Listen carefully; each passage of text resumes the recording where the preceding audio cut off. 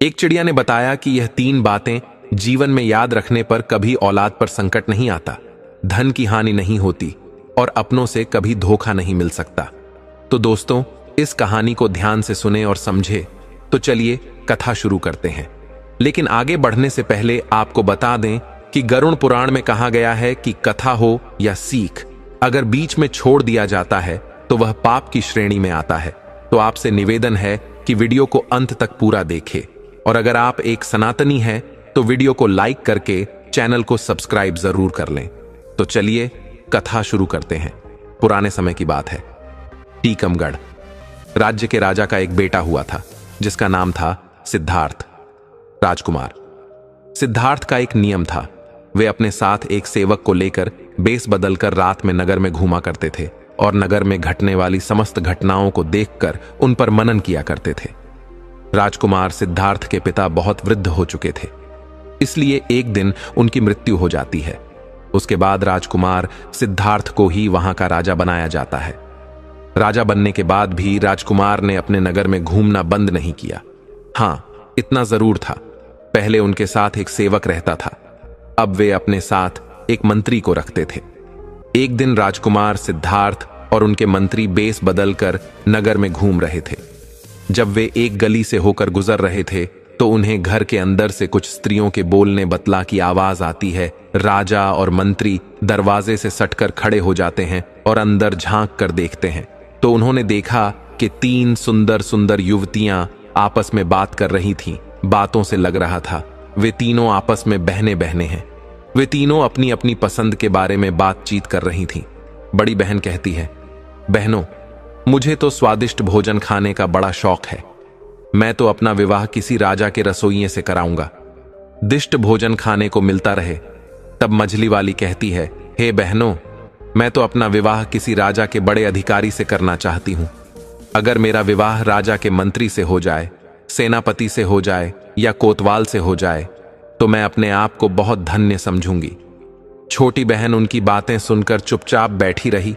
तब उन दोनों बहनों ने अपनी छोटी बहन से पूछा कि बहन, तुम चुपचाप कैसी बैठी हो, तुम भी अपनी पसंद बताओ। तो छोटी बहन कहने लगी, बहना, आओ, मेरा काम नौकर चाकर से नहीं चलेगा।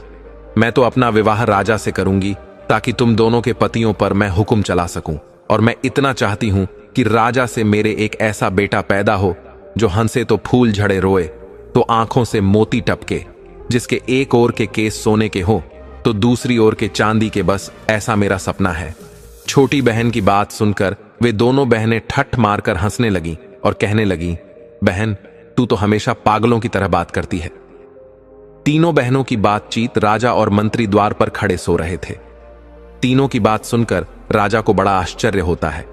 राजा ने मंत्री से कहा, मंत्री जी, इस घर को अच्छी तरह से पहचान लो और कल सुबह इन तीनों बहनों को दरबार में बुलवा, मुझे इनसे कुछ पूछना है। मित्रों, राजा की आज्ञा का पालन हुआ। अगले दिन मंत्री ने तीनों बहनों को राजा के दरबार में बुला लिया। राजा ने देखा कि उन तीनों में से जो सबसे छोटी बहन थी, जो कह रही थी कि मैं राजा से ब्याह करूंगी, वह बहुत सुंदर थी। राजा उसकी सुंदरता पर मुग्ध हो जाता है। उसके बाद राजा ने उन तीनों से पूछा कि कल रात आप अपने घर में क्या बात कर रही थीं? सच सच बताना, तुम तीनों की बातचीत कल मैंने अपने कानों से सुनी थी। अगर तुमने गलत बोलने की कोशिश की तो तुम्हें राजकीय दंड दिया जाए। अब वे बातें तो उन स्त्रियों के बीच की बातें थीं, उन्हें भला वे राजा के सामने कैसे जाहिर करती। राजा ने जब उस रात की बातों के बारे में पूछा तो वे तीनों शर्मा गई। लज्जा के कारण उनकी जुबान बंद हो गई। राजा के पूछने पर उन्होंने कहा कि हमें कुछ याद नहीं है कि हमने क्या कहा था। राजा ने कहा, आप सब कुछ छोड़कर हमें फिर से वही बातें बताइए और हम तुम्हारी इच्छाओं को पूरा करने का प्रयास करेंगे। इस प्रकार मजबूर होकर के उन तीनों ने रात में हुई बातचीत को राजा के सामने कह सुनाया। तीनों की बातें सुनकर राजा बहुत प्रसन्न हुआ। उसने तुरंत अपने रसोइयों को दरबार में बुलाया और इन तीनों में से जो बड़ी बहन थी, उसका हाथ उस रसोइये के हाथ में दे दिया और कहा, रसोइये से आज से यह तुम्हारी पत्नी है और आज से तुम्हारा यह धर्म है कि तुम इसे स्वादिष्ट भोजन बनाकर खिलाओगे। उसके बाद राजा ने अपना एक मंत्री बुलाया और मझली बहन का हाथ उसके हाथ में दे दिया। छोटी वाली से कहा, कि तुम्हारी यह इच्छा थी कि तुम्हारा विवाह किसी राजा से हो, सो मैं यहां का राजा हूं, तुम्हें मैं अपनी पत्नी के रूप में स्वीकार करता हूं। यह सुनकर के छोटी बहन बहुत प्रसन्न हुई। राजा ने आदेश कर दिया कि अभी इसी समय मेरे विवाह की तैयारी शुरू की जाए। राजा तो उठकर चला गया। उसके बाद राजा के जितने भी कर्मचारी थे वे सब शादी की तैयारी में जुट जाते हैं। उधर उन तीनों बहनों के विवाह की तैयारी होने लगी।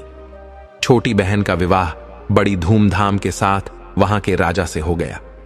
बड़ी वाली का विवाह साई रसोइये से हो गया और बीच वाली का विवाह वहां के एक मंत्री से हो जाता है।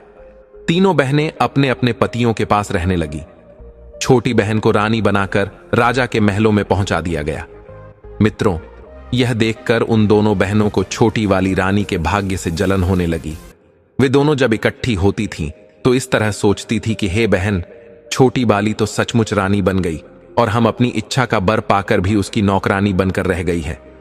हमारी छोटी बहन इतनी कौन सी हूर की परी है जो उसको राजा ने अपनी रानी बना लिया। मझली वाली कहने लगी, बहन, बुरा तो मुझे भी लग रहा है, राजा ने उसमें ऐसा क्या देख लिया जो उससे शादी कर ली।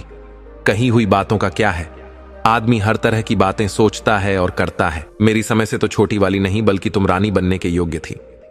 वड़ी ने कहा, मुझे भी यह देखकर आश्चर्य होता है कि राजा की अक्ल पर क्या पत्थर पड़ गए थी जो उसे पसंद कर लिया।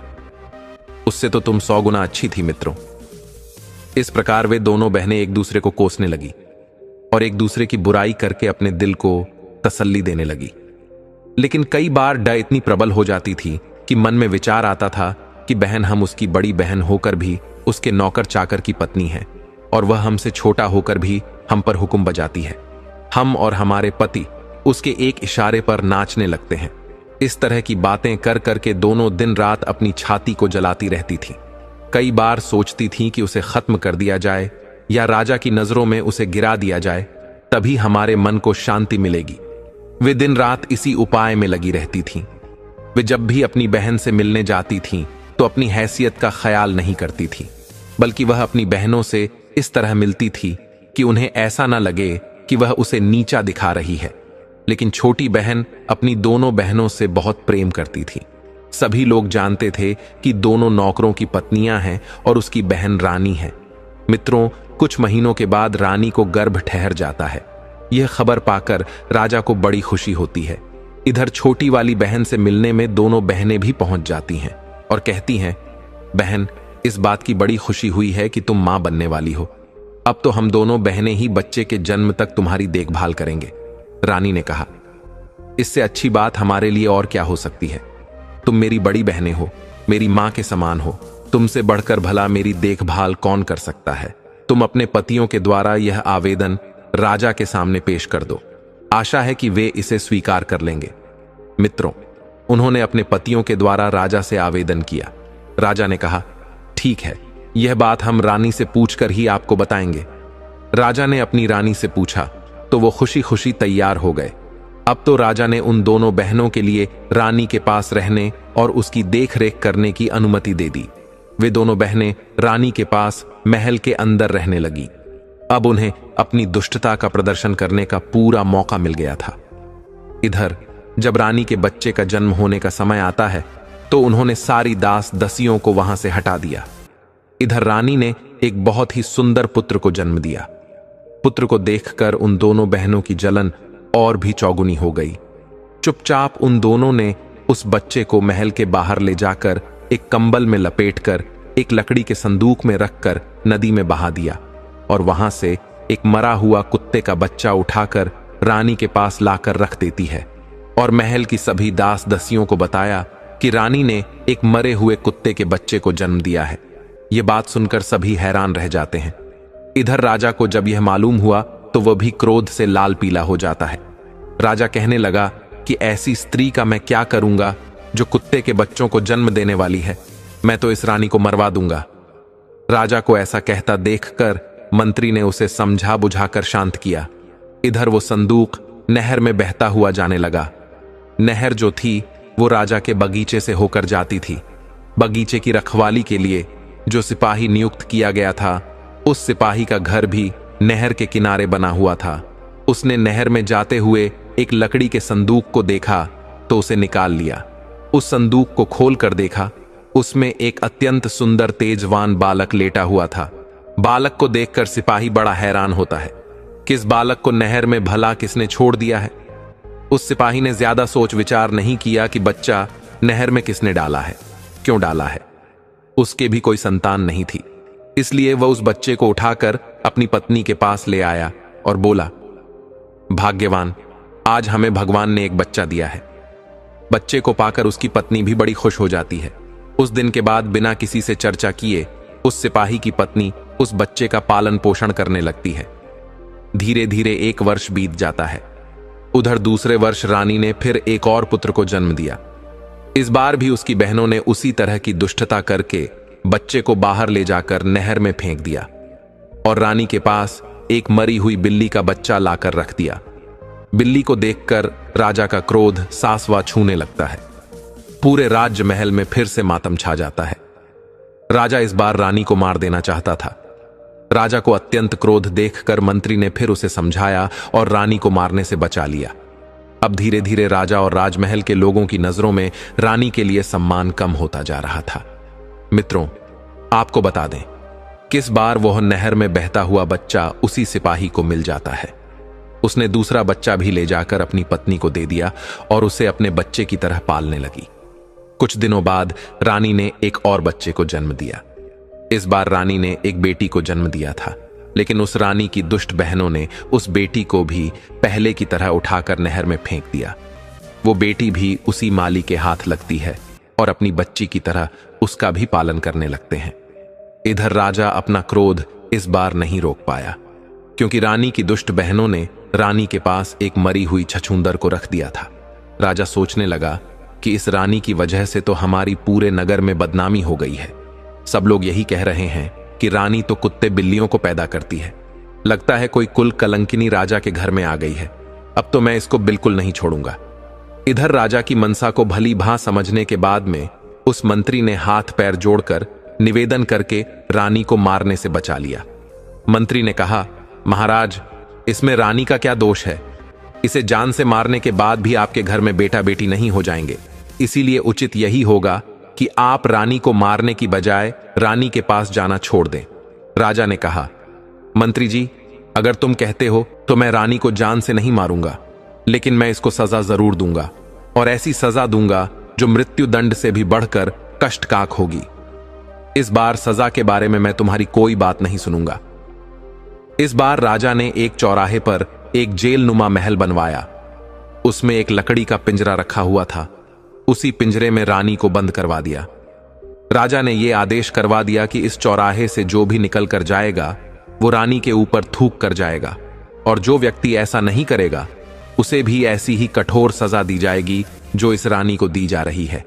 राजा का यह फरमान मंत्री को बहुत बुरा लगा। मंत्री सोचने लगा कि इस सजा के योग्य तो इस रानी की दोनों बहनें हैं। बेचारी निर्दोष रानी अब तो बिना करे की सजा पाने लगी। उधर रानी के वे तीनों बच्चे उस माली के घर में पलकर बड़े हो रहे थे। माली ने उनकी शिक्षा दीक्षा कराई। धीरे धीरे वे सभी विद्याओं में पारंगत हो गए। इधर धीरे धीरे तीनों बच्चे से आने होते हैं।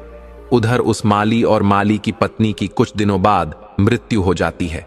उनके मरने पर उनका अंतिम संस्कार करके तीनों भाई बहन मिलकर उस घर में रहने लगे। दोनों भाइयों को राजा के यहां नौकरी भी मिल जाती है, परंतु उनकी कभी राजा से भेंट नहीं हो पाई थी। एक दिन दोनों भाई शिकार खेलने को जाते हैं। उनकी बहन घर में अकेली थी, सिर्फ उसकी 2 दासियां उसके साथ थीं। उसी समय उसके यहां एक बड़ी मां आती है और उससे कहती हैं, बेटी, मैं तुम्हारे यहां कुछ समय के लिए ठहरना चाहती हूं। लड़की ने तुरंत अनुमति दे दी। लड़की ने बूढ़ी मां को भोजन कराया, उनकी खूब सेवा की। अपने घर के आसपास सुंदर बाग, बगीचे को और तालाब को दिखाया। वहां का सुंदर वातावरण देखकर बूढ़ी मां का भी हृदय खुशी से गदगद हो गया। लड़की ने पूछा, अम्मा, मेरे महल और बाग के बारे में तुम्हारी क्या राय है? क्या कोई और चीज की कमी है जो यहां होनी चाहिए? बुढ़िया ने कहा, बेटी, यह प्रश्न मुझसे न करो तो अच्छा है। मैं कहूंगी तो तुम कहोगी कि ये 2 टके की बुढ़िया मेरे महल और बाग में नोकस निकालने आ गई। लड़की ने जोर देकर कहा, मैं ऐसा कुछ नहीं कहूंगी। तुम जो कुछ भी कमी इसमें समझती हो वह मुझे बताओ, मैं उसे पूरा करने की कोशिश करूंगी। तब बुढ़िया ने कहा, बेटी, यह सब कुछ तो तुम्हारा ठीक है, किंतु मेरी समझ में यहां पर 3 चीजें और आ जाएं तो संसार में तुम्हारा बाग सबसे सुंदर हो जाएगा, लेकिन उनका मिलना बहुत कठिन है। वो 3 चीजें क्या हैं? ध्यान देकर सुनो। एक तो है, बुलबुल मनुष्य की तरह बोलती है। जब वह बोलती है तो उसके आसपास सैकड़ों हजारों चिड़ियां जमा हो जाती हैं और उसके स्वर में स्वर मिलाने लगती है। दूसरा है एक गाने वाला पेड़। उसके पत्ते मोटे और चिकने होते हैं। जब हवा चलने पर पत्ते एक दूसरे से रगड़ खाते हैं तो उनसे मधुर संगीत निकलता है। उस संगीत को हर कोई सुनने वाला मुग्ध हो जाता है। और तीसरी वस्तु है वो सुनहरा पानी। उसकी एक बूंद किसी बर्तन में रख दी जाए तो बर्तन अपने आप भर जाता है और फिर उसमें से एक फव्वारा सा निकलता है जो कभी नहीं रुकता, क्योंकि वह पानी लौटकर उसी बर्तन में गिरता रहता है। बुढ़िया की बात सुनकर लड़की कहने लगी, अम्मा, अगर तुम्हें इन चीजों के बारे में इतने विस्तार से पता है तो तुम यह भी जानती होगी कि यह वस्तुएं कहां मिलती हैं। मुझे बताओ, मैं उनकी प्राप्ति का प्रयत्न करूंगी। बूढ़ी महिला ने कहा, बेटा, मैं तुम्हें यह नहीं बता सकती, लेकिन इतना जरूर बता सकती हूं, यहां से कोई व्यक्ति उत्तर दिशा में चला जाए और सीधा चलता चला जाए तो 10 दिन की यात्रा के बाद जो पहला व्यक्ति उसे मिलेगा उससे पूछे कि यह वस्तुएं कहां मिलेंगी, वही आगे की राह बताएगा। अच्छा बेटी, बुढ़िया कहने लगी, मुझे काफी देर हो गई है, अब मैं चलती हूं। बुढ़िया को क्या मालूम था कि वह लड़की इतनी साहसी लड़की है कि खुद इन चीजों की तलाश में निकल पड़ेगी। इसलिए उसने विस्तार से वो सब कुछ बता दिया था जो उसे मालूम था। लड़की ने उसकी बताई हुई एक एक बात याद कर ली। इधर दोनों लड़के जब शिकार से लौट कर आते हैं तो अपनी बहन को उदास बैठा हुआ देखते हैं। उन्होंने पूछा, बहन, क्या बात है? आज तुम्हारी तबीयत खराब है क्या, या कोई बात तुम्हारी मर्जी के खिलाफ हो गई है? लड़की ने सिर झुकाकर कहा, नहीं भाई, ऐसी कोई बात नहीं है। भाइयों ने कहा, यह तो तुम झूठ बोल रही हो, कुछ ऐसा तो जरूर हुआ है जो तुम्हें दुख दे रहा है। अगर तुम नहीं बताओगी तो हम तुम्हारे पास से उठकर नहीं जाएंगे।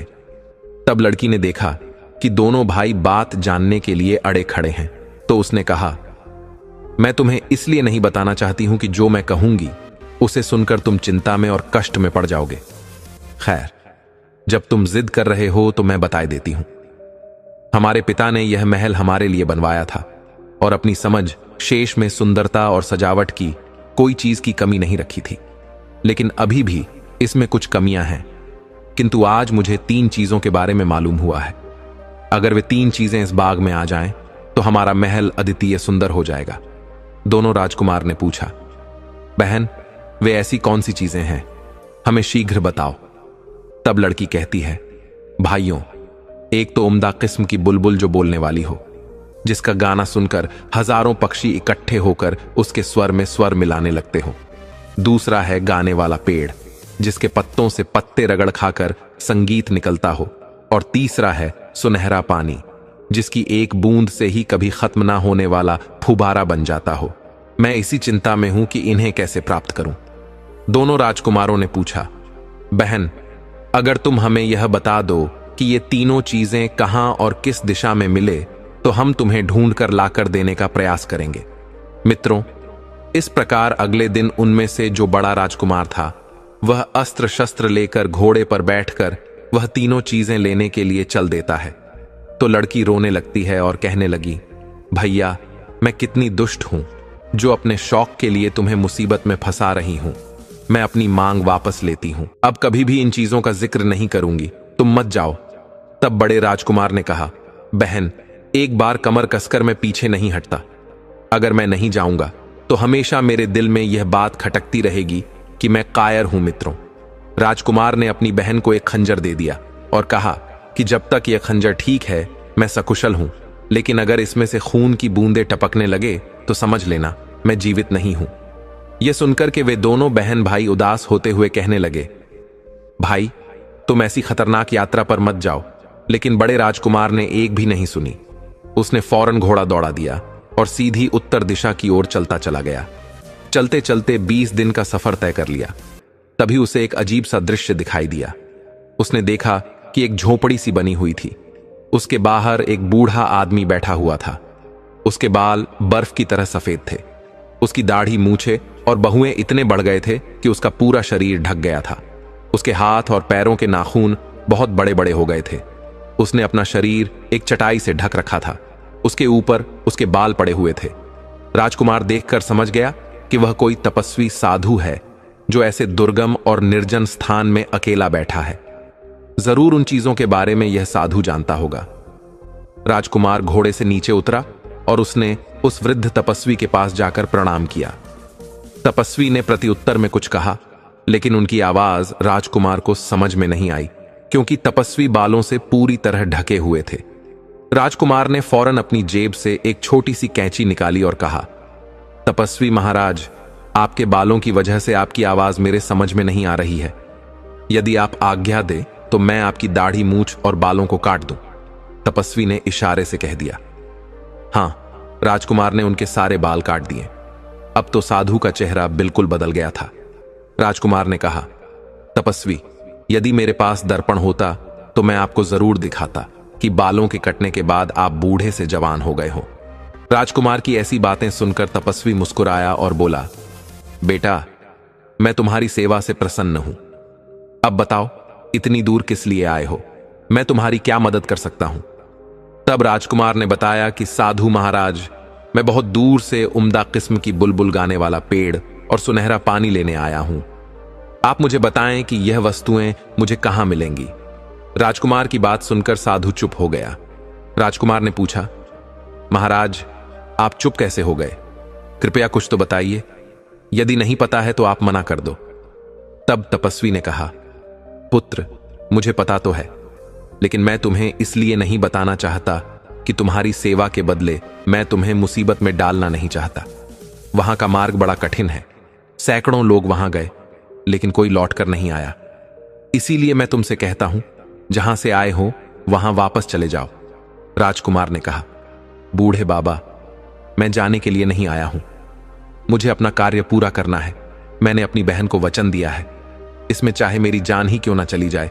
तुम मुझे वहां तक पहुंचाने का रास्ता बता दो, बाकी मैं देख लूंगा। तुम मेरे युद्ध कौशल पर विश्वास करो। तपस्वी ने कहा, बेटे, यही तो मुश्किल है कि तुम्हें युद्ध कौशल दिखाने का अवसर ही नहीं मिलेगा। तुम्हें जो जो शत्रु मिलेंगे वे सामने से मुकाबला नहीं करते हैं, बल्कि छुपे तौर पर वार करते हैं। राजकुमार ने कहा, मैं छुपे तौर पर वार करने वालों से भी निबट अच्छी तरह से जानता हूं। आप मुझे वहां जाने वाला रास्ता बता दीजिए। बस मित्रों, तपस्वी ने उसे बहुत समझाया, लेकिन राजकुमार ने अपनी जिद नहीं छोड़ी। तब तपस्वी ने अपने झोले में से एक गेंद निकाली और कहा, मुझे तुम्हारे जीवन का बहुत अफसोस हो रहा है, लेकिन तुमने जिद पकड़ ली है तो अपना भला बुरा तुम स्वयं ही जानो। तुम घोड़े पर सवार होकर के इधर को जाओ और उस गेंद को भूमि पर गिरा दो। यह गेंद खुद ही लुढ़क लगेगी और तुम के पीछे पीछे चले जाना। जब तक यह लुढ़क रहे तब तक तुम चलते रहना। एक पहाड़ के नीचे जाकर यह गेंद रुक जाएगी। वही एक पेड़ से तुम घोड़े को बांध देना और फिर आगे पहाड़ पर चढ़ने लगना। तुम्हारे दोनों ओर काले पत्थर दिखाई देंगे। तुम उन पर ध्यान मत देना। इस दौरान तुम्हें पीछे से कई आवाजें सुनाई देंगी। तुम्हें कुछ धमकियां, कुछ गालियां सुनाई देंगी। तुम उन्हें अनसुना कर देना। अगर तुमने एक बार भी डर कर पीछे की ओर देखा तो तुम और तुम्हारा घोड़ा दोनों काले पत्थर के रूप में बन जाएंगे। वहां पड़े हुए काले पत्थर वही सब लोग हैं जो इन्हीं चीजों को लेने के लिए गए थे और पीछे लौटकर देखने के कारण वहां पत्थर बन गए। अगर तुम कुशलतापूर्वक पहाड़ की चोटी पर पहुंच गए तो वहां एक वृक्ष पर टंगा हुआ पिंजरा मिलेगा जिसमें गाने वाली चिड़िया मौजूद होगी। उस चिड़िया की बातों से तुम्हें डरना नहीं है, बल्कि उससे तुम उस गाने वाले पेड़ और सुनहरे पानी का पता पूछना। वो चिड़िया तुम्हें बताएगी कि यह चीजें कहां मिलेगी। इन सब चीजों को पाने बाद तुम्हारी राह में कोई खतरा नहीं रहेगा। बेटे, मैंने यह सब तो तुम्हें जरूर बता दिया, लेकिन अब भी मैं यही कहता हूं कि तुम वापस लौट जाओ। मैं साफ साफ देख रहा हूं, तुम वहां तक नहीं पहुंच पाओगे। उससे पहले ही काला पत्थर बनकर रह जाओगे। राजकुमार आगे के लिए चल देता है। तपस्वी ने वो गेंद लड़का दी। गेंद लुढ़कते लुढ़कते उसी पहाड़ी की तलहटी में जाकर रुक गई। वहां से ऊपर जाने के लिए एक बड़ा ही सखरा रास्ता था। राजकुमार ने घोड़े को वहीं बांध दिया और पहाड़ पर चढ़ने लगा।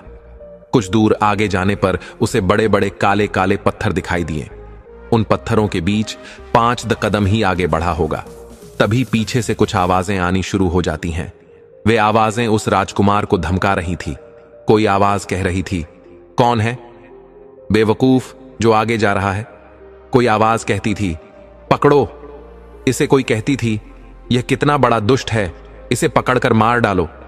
कोई उस पर चीखती थी, कोई चिल्लाती थी, कोई कहती थी, इसे घेर लो, जरूर ये उस चिड़िया को चुराने आया है।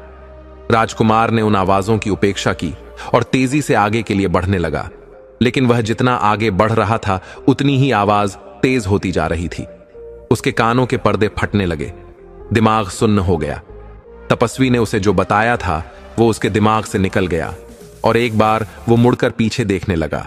जैसे ही उसने पीछे देखा तो वो घोड़ा और राजकुमार दोनों काले पत्थर के बन जाते हैं। इधर अपनी बहन को राजकुमार जो खंजर देकर गया था कि मेरी मृत्यु होने पर इस खंजर से खून टपकने लगेगा।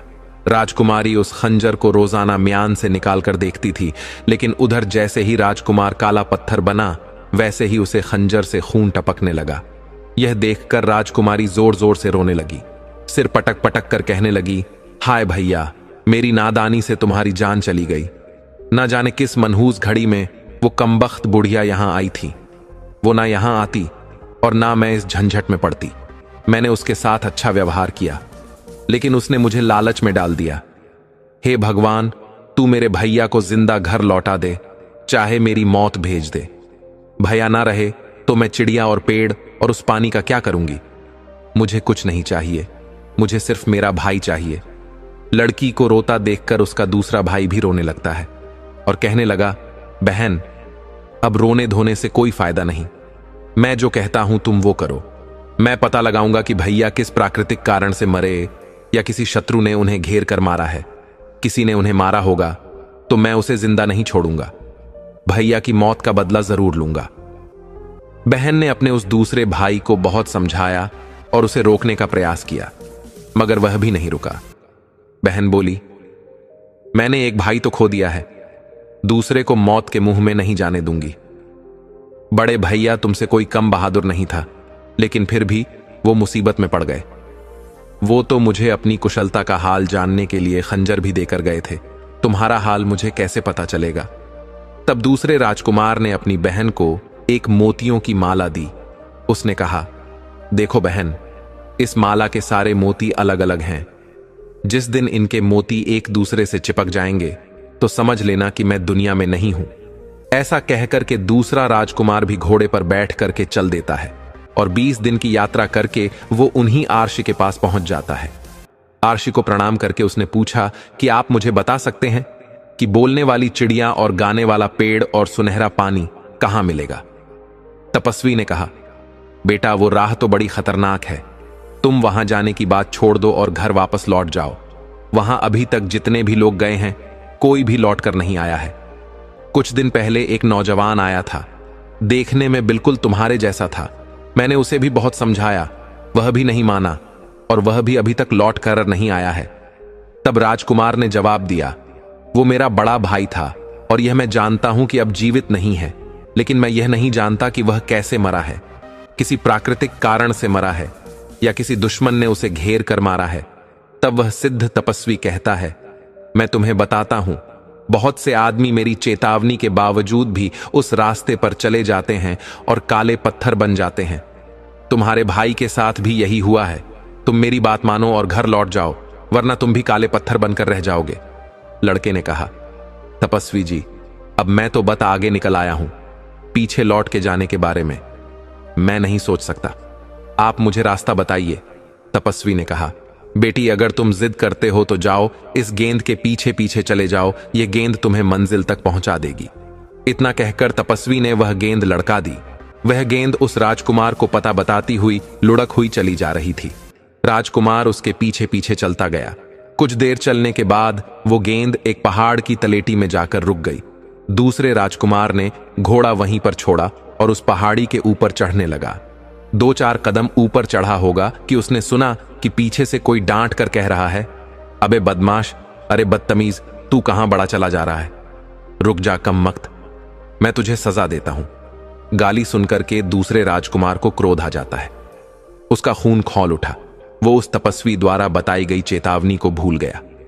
उसने म्यान से तलवार खींच ली और पलट कर देखा कि गाली देने वाले के टुकड़े टुकड़े कर डालूं, किंतु पीछे देखते ही वह काले पत्थर के रूप में बदल जाता है और उसका घोड़ा भी काला पत्थर का बन जाता है।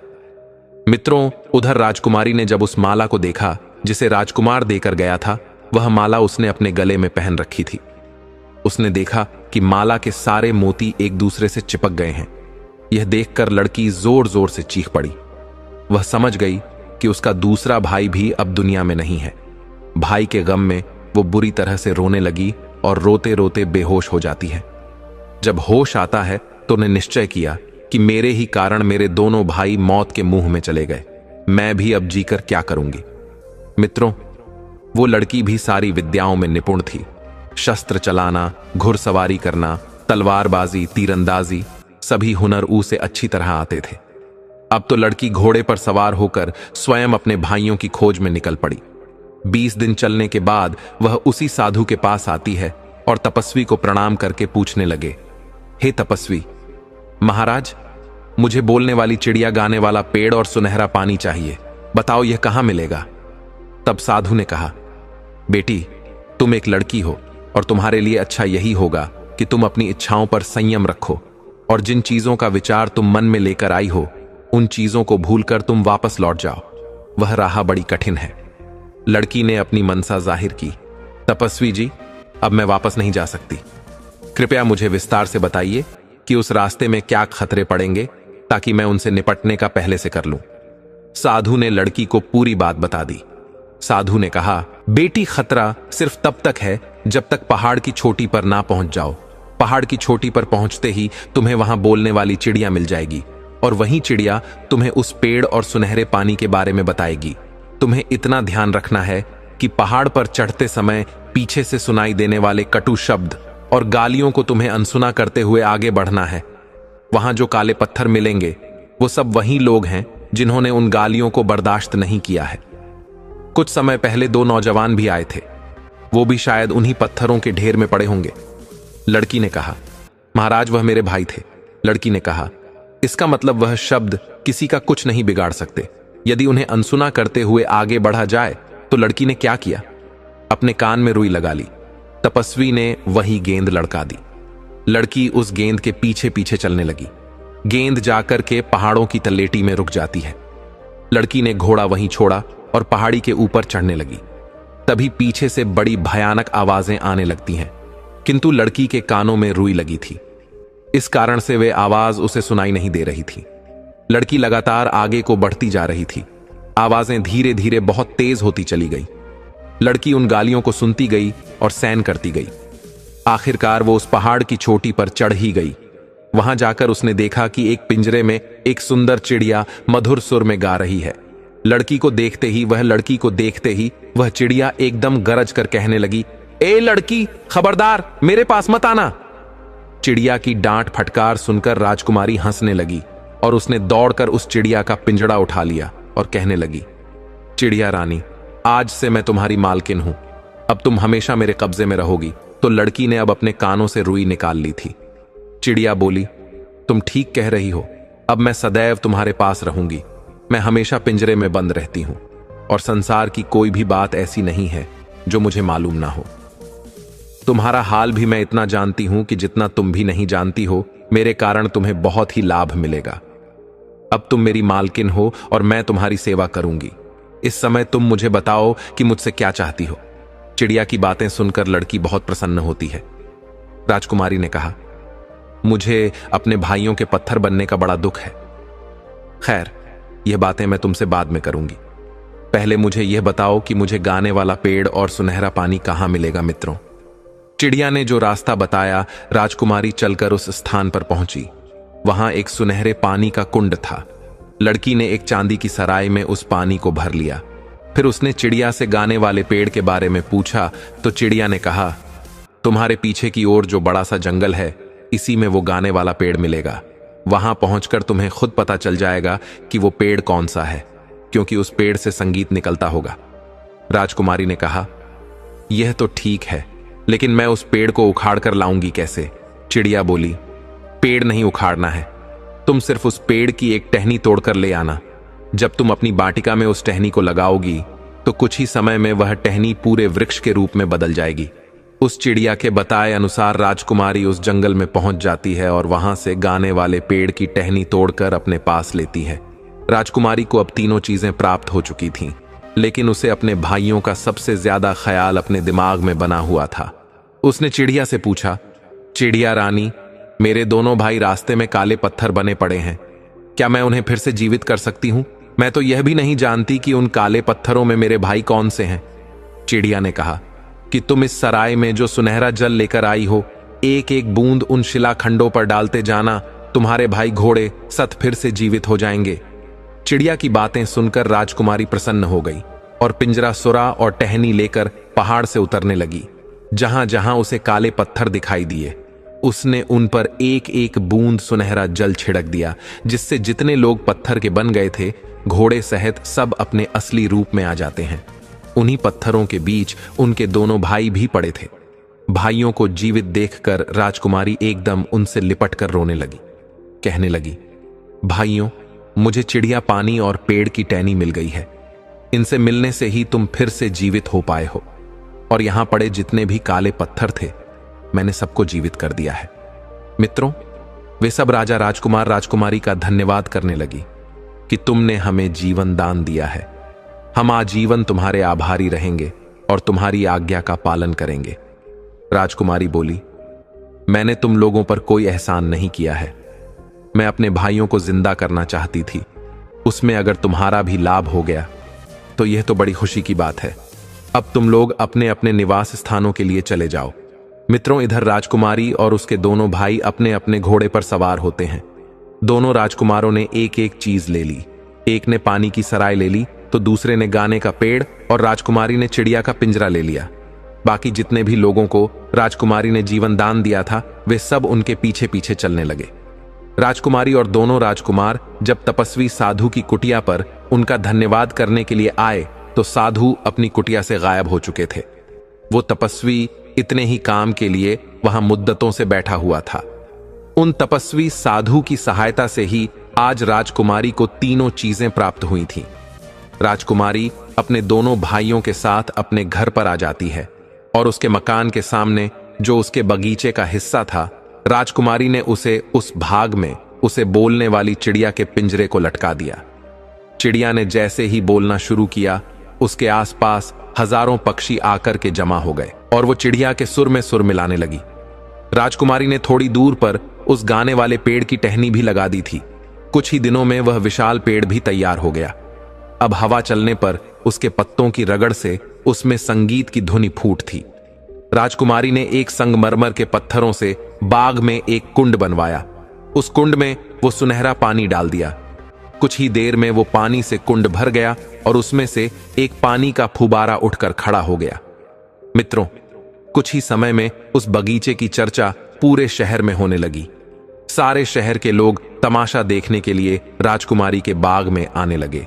धीरे धीरे पूरे शहर के लोग उन तीनों को जान गए और सब लोग राजकुमारी और उसके भाइयों से बहुत प्रेम करने लगे। एक दिन दोनों राजकुमार शिकार खेलने के लिए जाते हैं। सहयोग से उसी समय उसी जंगल में वहां का राजा भी शिकार खेलने के लिए आता है। अचानक दोनों राजकुमार राजा के सामने आ जाते हैं। दोनों राजकुमारों ने राजा को प्रणाम किया। वे दोनों राजकुमार इतने सुंदर थे कि उनकी सुंदरता को देखकर राजा उन्हें देखता ही रह जाता है। उसने उनका नाम और निवास स्थान पूछा। दोनों राजकुमारों ने हाथ जोड़कर कहा, महाराज, हम लोग आपके भूतपूर्व सिपाही के पुत्र हैं। हमारे पिता अब इस दुनिया में नहीं है। हम दोनों अपनी बहन के साथ जंगल के किनारे उस महल में रहते हैं जो मेरे पिता ने आपसे अनुमति लेकर बनवाया था। हमें वो इसलिए अच्छे वातावरण रखते हैं कि बड़े होकर के हम आपकी सेवा करें। राजा ने कहा, यह तो ठीक है, लेकिन लगता है तुम यहां शिकार खेल रहे थे। क्या तुम्हें मालूम नहीं था? यह साई शिकारगाह है और यहां कोई शिकार नहीं खेल सकता। दोनों राजकुमारों ने निवेदन किया, क्षमा करें महाराज, हमारे पिता की असम मौत हो गई है। हमारा निर्देशक कोई नहीं है, इसलिए हम लोगों का ज्ञान अधूरा है और अन्य नौजवानों की तरह हमसे भी भूल हो जाती है। मित्रों, राजकुमारों की राय भरी बातें सुनकर राजा मुस्कुरा जाता है। कहने लगा, पुत्रों, क्या तुम्हें शिकार खेलना भी आता है या नहीं? दोनों ने जवाब दिया, हाँ महाराज, हमें शिकार खेलना अच्छी तरह से आता है। आप हमें अवसर देकर तो देखें। तब राजा ने कहा, ठीक है, हम तुम्हें अवसर देते हैं। तुम हमें शिकार खेलकर दिखाओ मित्रों। दोनों राजकुमारों ने थोड़ी ही देर में खक, शेर और एक रीछ का शिकार करके राजा के सामने लाकर रख दिया। राजा उन दोनों राजकुमारों की वीरता दे बहुत खुश होता है और कहने लगा, हे पुत्रों, मैं तुम्हें तुम्हारी वीरता से अलग नहीं करना चाहता, इसलिए मैं चाहता हूं कि तुम लोग मेरे साथ महल में चलो, मेरे साथ भोजन करो। राजकुमारों ने कहा, महाराज, इस समय हम आपके साथ नहीं चल सकते। हम इस उद्दंडता के लिए क्षमा चाहते हैं। राजा ने आश्चर्य से पूछा, क्यों नहीं चल सकते? तो उन्होंने बताया कि हमारी एक बहन है। हम तीनों जो भी करते हैं, तीनों की सलाह करते हैं। हम अपनी बहन की सलाह लेकर ही आपके यहां आ सकेंगे। राजा ने कहा, मुझे इस बात की बड़ी खुशी है कि तुम भाई बहन एक दूसरे की सलाह से काम करते हो। राजा ने कहा, ठीक है, आज तुम अपने घर जाओ और अपनी बहन से पूछकर कल तुम इसी जगह पर हमें आकर मिलना। इस प्रकार दोनों राजकुमार राजा से आज्ञा लेकर अपने घर चले आते हैं, लेकिन वह उस घटना के बारे में बातचीत करना अपनी बहन से भूल गई। अगले दिन जब वे फिर उसी जंगल में शिकार खेलने गए तो राजा ने फिर पूछा कि तुमने अपनी बहन से सलाह ली या नहीं? राजा के पूछने पर वे दोनों घबरा जाते हैं, एक दूसरे की ओर देखने लगे। उन्होंने कहा, महाराज, हमसे भूल हो गई, हम इस बात की चर्चा करना भूल गए। राजा ने कहा, कोई बात नहीं है, आज नहीं तो कल पूछ लेना। दोनों राजकुमार अपने घर आते हैं और अपनी बहन से कहते हैं कि बहन, आज हम शिकार खेलने गए थे तो हमें यहां का राजा मिला था और राजा ने हम दोनों को अपने आप भोजन पर बुलाया है। राजकुमारी ने कहा, यह तो तुम्हारे लिए सौभाग्य की बात है, लेकिन रुको राजा योगी, अग्निजल, इनकी उल्टी रीत इनसे बचकर चालियो, थोड़ी पालियो प्रीत। मैं उस बोलने वाली चिड़िया से पहले पूछ लूं कि राजा का निमंत्रण हमें स्वीकार करना चाहिए या नहीं। राजकुमारी फौरन चिड़िया का पिंजरा लेकर अपने कमरे में आई और पूछने लगी कि चिड़िया रानी, तुम्हें तो सारी बातें पता है, तुमसे कोई बात नहीं छुपी है और तुम सलाह हमेशा सही होती है। मुझे तुमसे एक सलाह लेनी है। मेरे दोनों भाइयों को राजा ने अपने यहां भोजन पर बुलाया है, बताओ तुम्हारी इसमें क्या राय है? चिड़िया ने कहा, मालकिन, तुम्हारे भाइयों को राजा की आज्ञा जरूर माननी चाहिए। राजा पूरे राज्य का मालिक होता है, उनका मेहमान बनने में इन दोनों को किसी प्रकार की कोई हानि नहीं होगी। वे शौक से जाएं। लेकिन दोनों राजकुमार राजा के लिए भी अपने घर भोजन का निमंत्रण देकर जरूर आए। राजकुमारी ने पूछा, हे चिड़िया, मुझे एक बात और बताओ, मेरे भाइयों के निमंत्रण पर अगर राजा हमारे घर आएगा तो मुझे राजा के सामने निकलना चाहिए या नहीं? चिड़िया ने कहा, इसमें कोई हर्ज नहीं है राजा। हर बात से अपनी प्रजा के लिए पिता के समान होता है और पिता के सामने जाने में किसी भी तरह की झिझक नहीं होनी चाहिए। चिड़िया से पूछने के बाद राजकुमारी ने अपने दोनों भाइयों को राजा के निमंत्रण पर जाने का आदेश दे दिया। दोनों राजकू जाकर उसी जंगल में राजा से मिलते हैं और बोले, महाराज, हमें आपका निमंत्रण स्वीकार है, लेकिन हम आपका निमंत्रण तभी स्वीकार करेंगे जब आप भी हमारा निमंत्रण स्वीकार करेंगे। मित्रों, इस प्रकार राजा उन दोनों राजकुमारों को अपने महल में बुलाकर ले जाता है और उन दोनों की खूब अच्छे से खातिरदारी करता है। राजा ने उनकी इतनी अच्छी खातिरदारी की कि कई दरबारी और सरदारों को ईर्ष्या तक होने लगी। किन अजनबियों के प्रति राजा इतना दयावान क्यों है? राजा के सभी कर्मचारियों को इस बात पर बड़ा ही आश्चर्य हो रहा था। सब लोग यह सोचकर हैरान थे, किन अपरिचित का इतना सम्मान क्यों हो रहा है। दोनों राजकुमारों के रंग, रूप, आचार, व्यवहार से सभी प्रभावित थे। उनमें आपस में बातें होती थीं कि राजा ने जिस रानी को पिंजरे में कैद कर रखा है, अगर उसके पेट से बच्चा पैदा होता तो आज इतने ही बड़े बालकों के रूप में होता। मित्रों, इधर जब राजा महल में आता है तो भोजन का समय हो जाता है। दास दसियों ने सोने के पात्रों में भोजन परोसा। राजा ने उन दोनों कुमारों को भोजन करने के लिए बैठने को कहा। दोनों राजकुमार बड़े ही संस्कारी थे। राजा ने उनकी कई तरह से परीक्षा लेकर देख लिया, लेकिन हर परीक्षा में खरे उतरे। राजा सोचने लगा, ऐसी कुशाग्र बुद्धि के वीर शहजादे अगर उसके होते तो कितना अच्छा होता। उनके प्रति राजा का आकर्षण बढ़ता जा रहा था। भोजन के बाद राजा उन्हें अपने मनोरंजन के कक्ष में लेकर जाता है और काफी देर तक उनसे बातें करता है। उनकी बातें सुनने से उसका जी नहीं भर रहा था। राजा ने गायन विद्या और वादन आरंभ करने का आदेश दिया। अपने काल के सर्वश्रेष्ठ गायक वादक को वहां उपस्थित कराया और उन्होंने अपनी श्रेष्ठ कला का प्रदर्शन किया। फिर नाच गाने का इंतजाम किया। नृत्यांगना ने मनमोहक नृत्य दिखाकर सभी को प्रसन्न कर लिया। नाटककार ने नाटक किए। यह कार्यक्रम कई घंटों तक चलते रह। उसके बाद जब संध्या होने को आई तब दोनों कुमारों ने राजा से अपने घर जाने की आज्ञा मांगी और राजा से कहा कि महाराज, अब आप भी हम दोनों गरीबों की कुटिया में पधार कर हम पर कृपा करें। राजा ने उनका निमंत्रण स्वीकार कर लिया और बोला, मुझे तुम्हारे यहां कुछ आकर प्रसन्नता हुई है। मैं तुम्हारी बहन से जरूर मिलना चाहूंगा। इस प्रकार दोनों राजकुमार अपने घर चले आते हैं। घर आकर उन्होंने अपनी बहन को बताया कि राजा ने सबके समक्ष हमारा बड़ा सत्कार किया और यह भी वादा किया कि कल शिकार से लौटकर वह हमारे घर जरूर आएंगे। अब हमें राजा की योग्य उत्तम भोजन की व्यवस्था करनी होगी। राजकुमारी ने कहा कि तुम चिंता मत करो, मैं बोलने वाली चिड़िया से सलाह लेकर सारा प्रबंध कर दूंगी। फिर वह चिड़िया का पिंजरा अपने कमरे में लेकर जाती है। उसने चिड़िया को पूरा हाल बताया तो चिड़िया ने कहा, मालकिन, यह तो बड़े सौभाग्य की बात है कि राजा साहब तुम्हारे घर आ रहे हैं।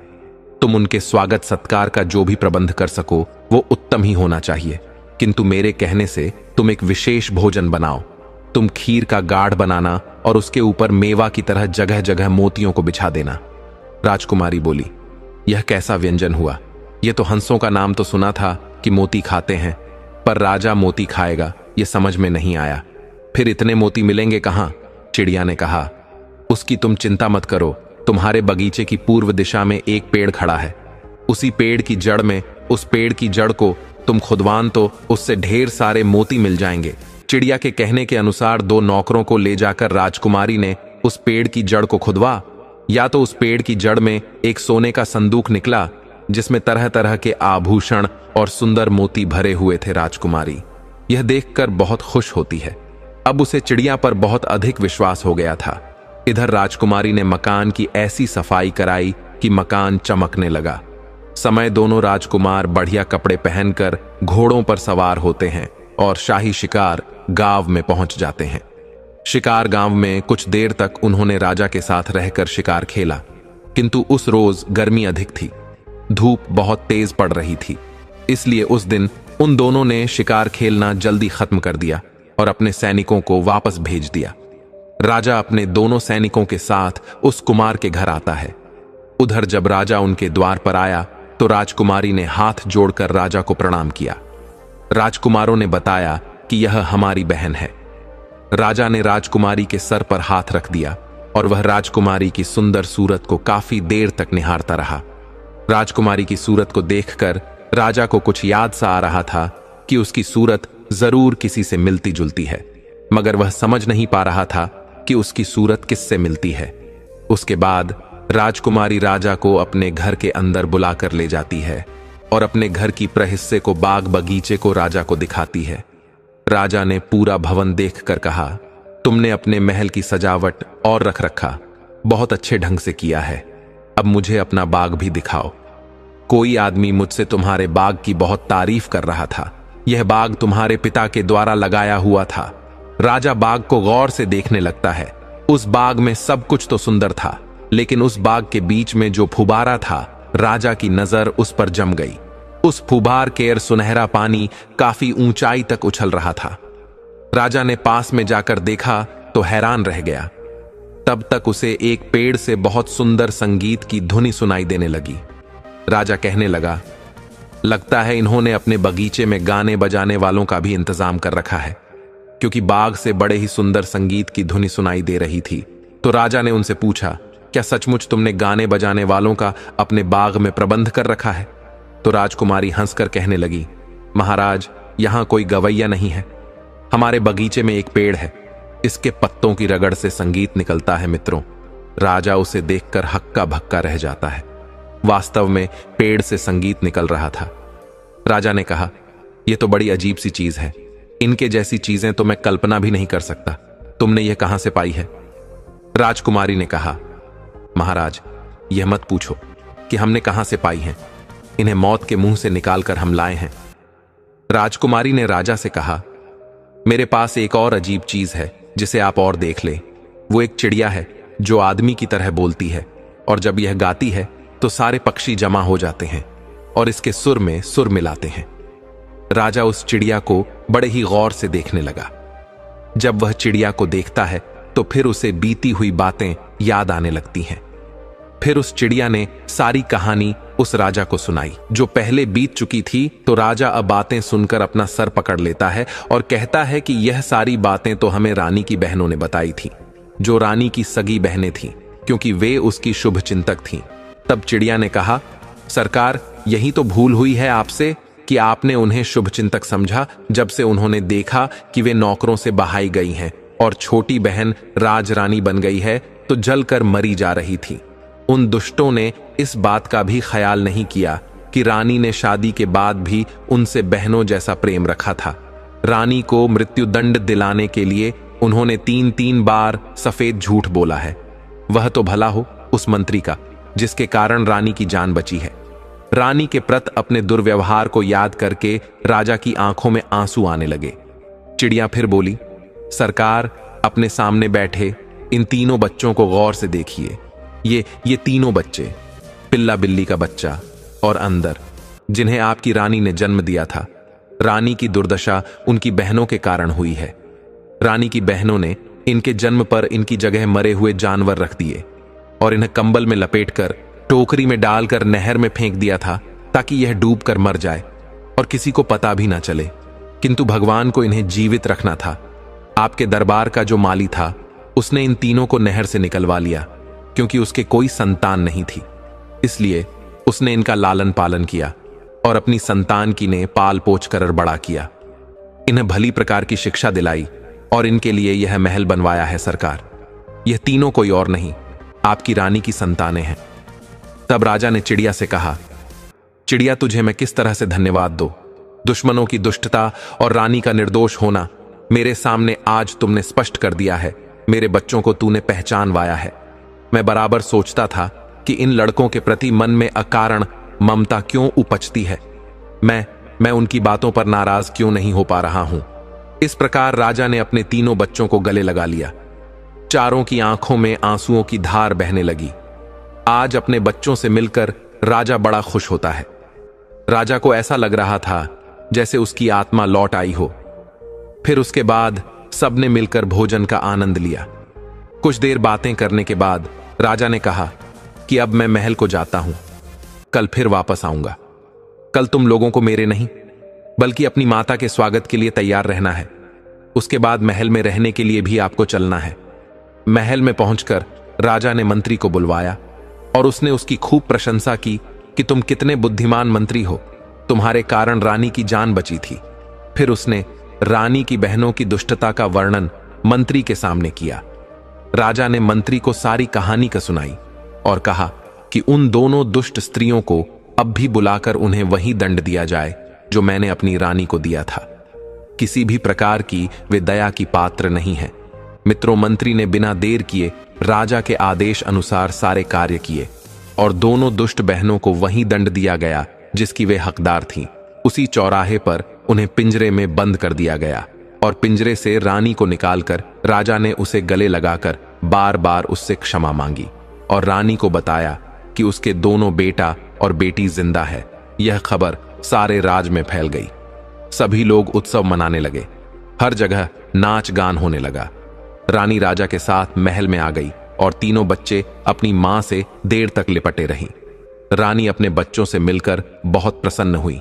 आज परमात्मा ने उन्हें फिर से मिला दिया था। राजकुमारी ने अपनी मां को उस बोलने वाली चिड़िया से मिलाया और अपने सुंदर बाग में खड़े उस पेड़ को दिखाया जिससे संगीत निकलता था। चिड़िया ने राजा और रानी से कहा, हे राजन, जीवन में 3 महत्वपूर्ण बातें याद रखी जाएं तो इससे न केवल आपकी औलाद पर संकट आता है, तो कभी आपकी औलाद पर संकट नहीं आएगा, न कभी धन की हानि होगी और धोखेबाजों से भी बचा जा सकता है। पहली बात, बिना देखे सुनी सुनाई बातों पर विश्वास करके कोई निर्णायक कदम ना उठाए। अगर किसी को सजा देने की बात हो तब कभी सुनी सुनाई बातों पर विश्वास नहीं करना चाहिए। हमेशा अपनी आंखों से देखकर या कसौटी पर रखकर ही उचित कदम उठाना चाहिए। कई बार इस तरह के निर्णय से निर्दोष दोषी बन जाते हैं और गुनहगार बच जाते हैं। किसी भी काम में संयम और विवेक से निर्णय लेना चाहिए, चाहे वह धन के मामले हो या रिश्तों के जल्दबाजी या अंधविश्वास से बचना चाहिए। अपने निर्णयों से संतुलित रहना और सही समय पर सही निर्णय लेना आपको आर्थिक हानि से बचा सकता है और अपनों से धोखे की संभावना को कम कर सकता है। नंबर 2, कितना ही घनिष्ठ मित्र हो उस पर भी विश्वास नहीं करना चाहिए। हमेशा विश्वासी ही धोखा देता है। विश्वास तब करें जब उन्हें अपनी कसौटी पर परख ले और बीच बीच में उनकी परीक्षा करते रहे। नंबर 3, लोग धोखा इन 3 कारणों से देते हैं: ईर्ष बस, लोभ बस और अपमान बस। हमेशा ईर्ष रखने वालों से दूर रहिए। लोभी, लालची और कामी लोगों से दूरी बनाकर रखिए और किसी का अपमान मत करिए। आप हमेशा और आपका परिवार सदैव धोखों से और संकटों से बचा रहेगा। कभी धन की हानि नहीं होगी। तो मित्रों, इस तरह से राजा का पूरा परिवार इकट्ठा हो जाता है और फिर से राजा के घर में वह खुशी लौट आती है। रानी की सारी मुश्किलें कट जाती हैं। तो दोस्तों, ये कहानी कैसी लगी कमेंट सेक्शन में जरूर बताना। मिलते हैं आपसे अगले वीडियो में एक और चर्चा के साथ। आप सभी का बहुत बहुत धन्यवाद। जय श्री कृष्णा।